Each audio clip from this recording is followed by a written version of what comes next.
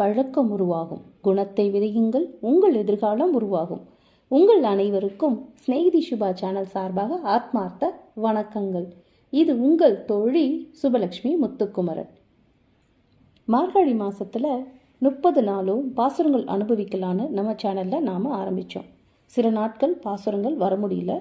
அதற்கு எங்களோட மனமார்ந்த மன்னிப்புகளை நாங்கள் வேண்டிக்கிறோம்.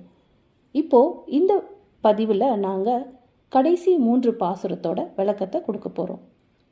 இந்த பாசுரத்தோட இந்த மார்கழி உற்சவம் இனிதே முடிவடையுது. பாசுரம் 28.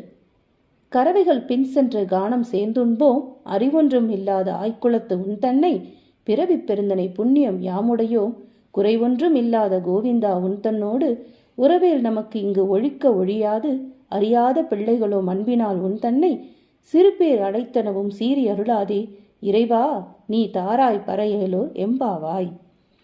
இந்த 28வது பாசுரத்துல ஆண்டாள், குறையே இல்லாத கோவிந்தனே, நாங்க பசுக்களின் பின்னால் சென்று அவற்றை மேய்ந்து தயிர்ச்சாதம் உண்பவர்கள். எங்களுக்கு அறிவென்பதே இல்லை. ஆனால் ஒன்றே ஒன்று மட்டும் எங்களுக்கு தெரியும். உன்னை தலைவனாக அடைந்ததால் எங்களுக்கு வைகுந்தம் உறுதி என்பதை பிறவிப்பயனாக அடைந்திருக்கிறோம் என்பதே அது. உன்னோடு எங்களுக்குள்ள உறவை பிரிக்க யாராலும் முடியாது. விரதம் இருக்கும் முறை பற்றியெல்லாம் அறியாத பிள்ளைகள் நாங்கள். அதுபோல கண்ணா, மணிவண்ணா, கருணாகரா என்றெல்லாம் உன்னிடம் உள்ள உரிமையின் காரணமாக ஒரு மேல உன்னை அழைச்சிட்டோம். அதுக்காக கோபித்து கொள்ளாதே. எங்கள் இறைவனே, எங்கள் நோன்பை ஏற்று அருள் தருவாயாக அப்படின்னு வேண்டிக்கிறாங்க ஆண்டாள். குறையொன்றும் இல்லாத கோவிந்தா, இந்த வார்த்தையை படிக்கும்போது கண்ணனுக்கு ஏதோ குறை இருந்தது போலவும் இப்போது தீந்துட்டது போலவும் தோற்றமளிக்கும். ஆனால் அவனுக்கு என்ன குறை? ராமாவதாரத்தில் ராம பட்டாபிஷேகம் நடந்தபோது இந்திரலோகத்தில் 8 திசை காவலர்கள் பட்டாபிஷேகம் நடத்தியது போல அயோத்தியில் வசிஷ்டர், வாமதேவர், ஜாபாலி, காஷ்யப்பர், காத்யாயனர், சுயஞ்சர், கௌதமர், விஜயர்னு 8 முனிவர்கள் என்று வால்மீகி ஏதோ ஆர்வத்தில் எழுதிட்டாரு. ராமனுக்கு இது ஒரு குறை. இந்திரனை ஜெயித்து இந்திரஜித் என்று பட்டம் பெற்றவனை நாம் நம் தம்பியை வைத்து ஜெயித்தோம். அப்படிப்பட்ட கீழான இந்திரனுடன் நம்மை வால்மீகி ஒப்பிட்டு விட்டாரே. அது மட்டுமில்ல, அவன் கௌதமரின் மனைவி அகலிகையுடன் தப்பாக நடந்தவனாயிற்றே. அவனோடு நம்மை ஒப்பிடலாமா அப்படின்னு ஒரு குறை இருந்ததாம். கிருஷ்ணாவதாரத்தில் அந்த இந்திரன் தனக்கு செய்த பூஜையை ஆயர்கள் நிறுத்தியதால் சீற்றமடைந்து மழை பெய்யச் செய்தான். கோவர்தனகிரியை தூக்கி மக்களை காத்த கண்ணனின் காலில் அந்த இந்திரன் விழுந்தான். ராமாவதாரத்தில் ஏற்பட்ட குறை கிருஷ்ணாவதாரத்தில் நீங்கி விட்டதால் ஆயர்குல பெண்கள் இப்படி அவரை வர்ணித்தார்களாம். இதுதான் அந்த குறையொன்றும் இல்லாத கோவிந்தனே அப்படின்னு அழைச்சதுக்கான அர்த்தம் அப்படின்னு ஆண்டாள் இந்த பாசுரத்தில் ரொம்ப தெளிவாக சொல்கிறாங்க. குறைகள் ஒவ்வொரு இடத்துல இருந்தாலும் அதை குறையை தீர்த்துக்கிட்டு அடுத்தடுத்த நிலையை நம்ம முன்னேறணும் அப்படிங்கிறது தான் இங்கே சுட்டி காட்டுறாங்க ஆண்டாளம்மா. அடுத்த பாசுரத்துக்கு போகலாம். பாசுரம் 29. சிற்றஞ்சிறுகாலை வந்துன்னை சேவித்து உன் பொற்றாமரை அடியை போற்றும் பொருள் கேளாய், பெற்றம் மெய்த்துண்ணும் குலத்தில் பிறந்து நீ குற்றேவல் எங்களை கொல்லாமல் போகாது, இற்றை பறை கொள்வான் அன்று கான் கோவிந்தா, எற்றைக்கும் ஏழேல் பிறவிக்கும் உன் தன்னோடு உற்றோமே யாவும் உனக்கே நாம் ஆட்செய்வோம், மற்றை நம் காமங்கள் மாற்றேலோர் எம்பாவாய். இதில் கண்ணா, அதிகாலையில் உன் பொன் போன்ற தாமரை பாதங்களை வணங்க வந்திருக்கோம். அதற்கான காரணத்தை கொஞ்சம் வந்து கேளே. பசுக்களை மேய்ச்சி பிழைக்கும் ஆயர்குலத்தில் பிறந்த நீ எங்களது இந்த சின்ன விரதத்தை கண்டுக்காம விட்டுடாத. அதாவது சிறு பொருட்களுக்காக இந்த விரதத்தை நாங்கள் மேற்கொள்ளலை. அதாவது நீ வந்து தங்கம் அது இதுன்னு குட்டி குட்டி பொருளை சிற்றின்பத்தை எங்களுக்கு கொடுத்துடாத அப்படின்னு சொல்கிறாங்க.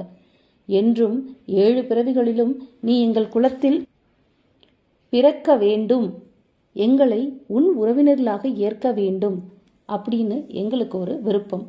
உனக்கு மட்டுமே சேவை செய்யும் பாக்கியத்தை தர வேண்டும். இது தவிர மற்ற விருப்பங்களை எல்லாம் நீயே அழிச்சிரு அப்படின்னு கேட்குறாங்க.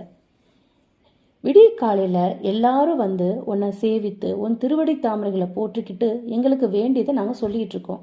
நீ அதுக்கு செவி சாய்க்கணும். மாடு கண்ணுகளை மேய்ச்சி அதில் வரும் வருவாய் கொண்டு உண்டு பிழைக்கிறோம். அப்படி வாழும் எங்கள் குலத்தை பார்த்தும் இந்த குலத்தில் வந்து பிறந்தாய், ஆதலால் நாங்கள் செய்யும் குற்றேவர்களை நீ ஏற்றுக்கொள்ளாமல் போகக்கூடாது. நாங்கள் பறையை கேட்டோம் என்பதற்காக பெரிதும் ஒலிக்கின்ற பறையை கொண்டு வந்து கொடுக்கின்றார்கள். அறிவொன்றுமில்லாத எங்கள் குலத்தில் பிறந்ததால் நாங்கள் கேட்கும் பறை என்ற சொல் உனக்கு தெரியாமலா போயிடும்? கோவிந்தா, எத்தனை பிறவி எடுத்தாலும் ஏழேல் பிறவியிலும் உனக்கு உற்றார் உறவினராகவே நாங்கள் வரணும். உனக்காக தான் நாங்கள் கைங்கரியம் செய்யணும். ஏதேனும் ஒரு நேரத்தில் எங்களோட மனம் வேறு வழியில் சென்றுச்சுன்னா செல்லாமல் தடுத்து திருப்பி உன்னோட கைங்கரியத்தில் எங்களை ஈடுபடுத்தி கொள்ள எங்களுக்கு அருள் புரிய வேண்டும். கோபியர்கள் பட பாடல்களில் கேட்டுக்கொள்ள வந்த பறை என்ற சொல்லின் பொருளை அந்தரங்க கைங்கரியம் என்று வெளியிட்டிருக்காங்க இந்த பாசுரத்தில். இந்த பாசுரத்தில் இப்போ புரிஞ்சிருக்குன்னு நினைக்கிறேன். இது வரைக்கும் 29 பாசுரங்களா பறை பறை பறை பறைன்னு எத்தனையோ முறை வந்திருந்தாலும் அந்த பறை அப்படிங்கிறதோட அர்த்தமே கைங்கரியம். அதாவது நீ தங்கம் வெள்ளி ட்ரெஸ்ஸு அது இதுன்னு சொல்லி எங்களுக்கு எதையாவது கொடுத்துறாத, நாங்கள் கேட்குறோன்ட்டு எங்களுக்கு பறை கொடு பறை கொடு அப்படின்னு கேட்குறாங்க இல்லையா? அந்த பறைன்றது உனக்கு சேவை செய்கிற கைங்கரியம் செய்கிற என்னைக்கும் அந்த பாக்கியத்தை எங்களுக்கு கொடு அப்படின்னு சொல்லி தான் இந்த பாசுரத்தில் கேட்குறாங்க ஆண்டாள். அடுத்து இறுதியான பாசுரம் 30வது பாசுரம். இது பலஸ்ருதி. வங்கக்கடல் கடைந்த மாதவனை கேசவனை திங்கள் திருமுகத்துச் சேயிழையார் சென்றிறைஞ்சி அங்கு அப்பறை கொண்ட ஆற்றை அனுப்புதுவை பைங்கமலத்தன் தெரியல் பட்டப்பிரான் கோதை சொன்ன சங்கத்தமிழ் மாலை 30 தப்பாமி இங்கு இப்பரிசுரைப்பார் 2 மால்வரைத்தோல் செங்கன் திருமுகத்துச் செல்வத் திருமாலால் எங்கும் திருவருள் பெற்று இன்புறுவர் எம்பாவாய். அலைகள் நிறைந்த பார்க்கடலை கடைந்த மாதவனோ கேசின்ற அரக்கனை கொன்ற கேசவனுமான கண்ணனை சந்திரனை போன்று அழகுமுகம் கொண்ட அணிகள் நலிந்த பெண்கள் சிரமப்பட்டு தரிசித்து பாவை விரத பலன் பெற்ற விபரத்தை ஸ்ரீவில்லிபுத்தூரில் பிறந்த குளிர்ந்த தாமரை போன்ற முகத்தை உடைய பெரியாழ்வாரின் பெண்ணான ஆண்டாள் இந்த இனிமையான தமிழ்ல 30 பாடல்களை பாடி பாமாலையா கொடுத்திருக்காங்க. அதாவது இந்த பாமாலையை படிக்கிறவங்க உயர்ந்த தோள்களை உடையவனும் அழகிய கண்களை கொண்ட திருமுகத்தை உடையவனும் செல்வத்துக்கு அதிபதியான திருமாலோட ஆசியோட எங்கு சென்றாலும் செல்வ செழிப்பு பெற்று இன்பமோட வாழ்வாங்க அப்படின்னு இந்த பாசுரத்துல இந்த திருப்பாவை படிக்கிறதுக்கான பலன்கள் எல்லாத்தையும் சேர்த்து சொல்லியிருக்காங்க ஆண்டாள். இந்த திருப்பாவை சொல்றதுனால என்ன பயன் ஏற்பட போகுது அப்படிங்கிறது தான் இந்த பாசுரம்.